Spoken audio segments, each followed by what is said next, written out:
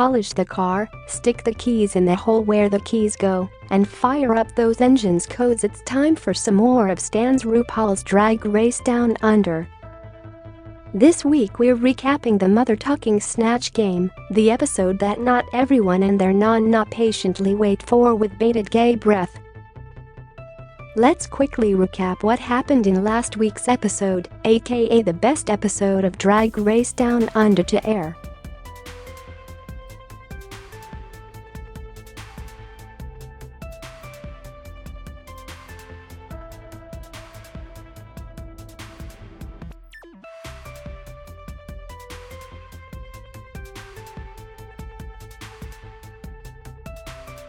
RuPaul decides to do a weird attempt at being sexy over the television.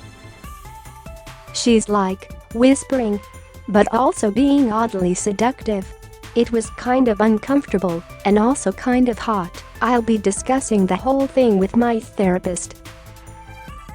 RuPaul then tells the queens, from inside the Drag Race Down Under workroom, that this week's challenge will be to poorly impersonate a bunch of D-list celebrities and offend half the nation in the process. It's a challenge inspired by last year's mess of a Snatch Game, I'm sure.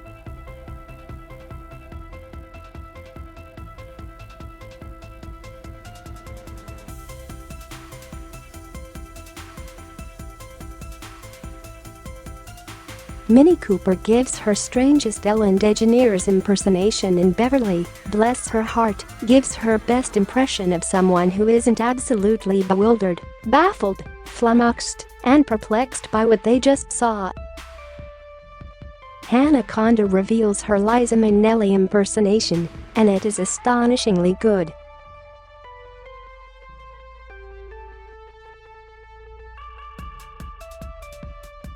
Hannah Conda slurring words in a black pussycat wig?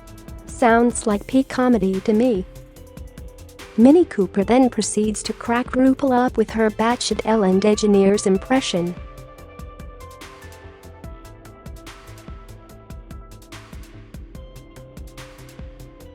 She also uses her moment with Ru to tell her all the PTSD that went down between Pamara and Bev during the last episode.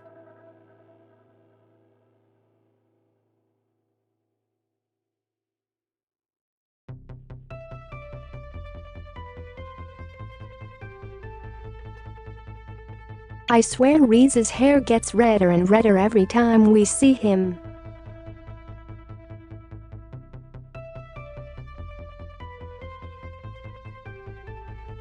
Mini Cooper as Ellen is up first.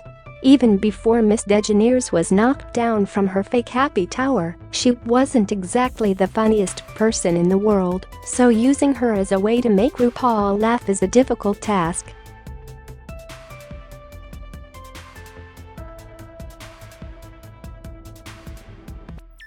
Unfortunately, the result we saw was a little hard to watch.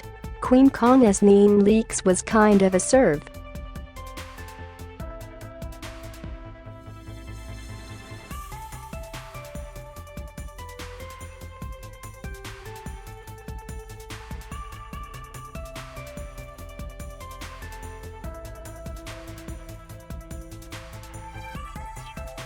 Every time she made a joke, the editors didn't play the laughing track and RuPaul seemed completely unimpressed, which definitely made the performance feel more cringe-inducing than it probably actually was.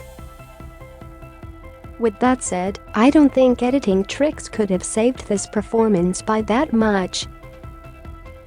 What is there to say about Hannah Conda's Liza Minnelli that wasn't already said by the judges? It was a stellar Snatch Game moment that also managed to separate itself from the Lizas of the past, which is no easy feat.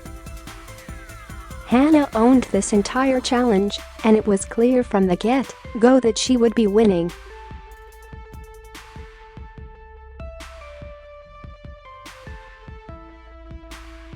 She was really playing Dame Edna, but for copyright reasons, she couldn't say that, of course.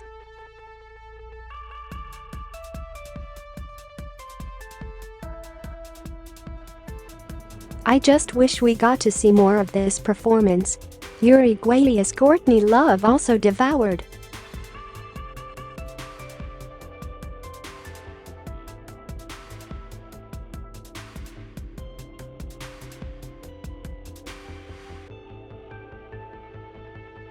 Unless of course, she's in a scripted acting challenge.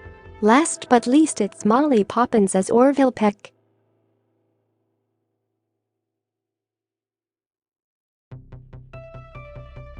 Molly is a queen with such a charming personality, and I feel like she was restricted by playing a faceless cowboy who sings about gay yearning.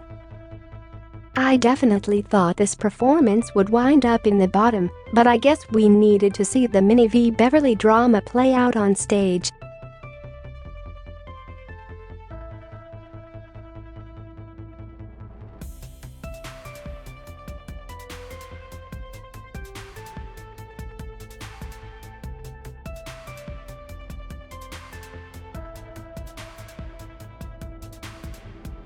Beverly truly ate as a circus lion with the whip. Mama, this is drag.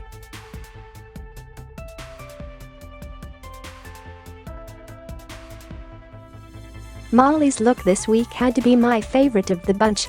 Her makeup was exquisite, and those fairy floss props looked delectable. Definitely a look that saved her from receiving a bottom placement.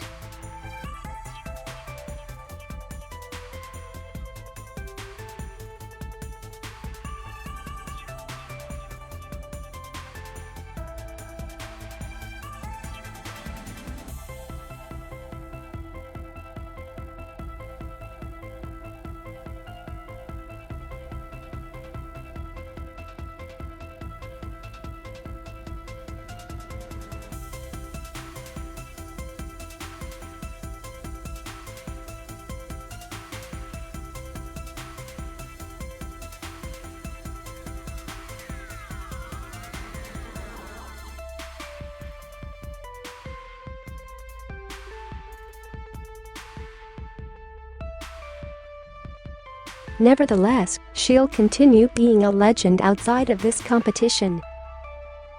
We mustn't let her time on the show dictate our views of her. She paved the way for so many Aussie queers, and that deserves our utmost respect and adoration.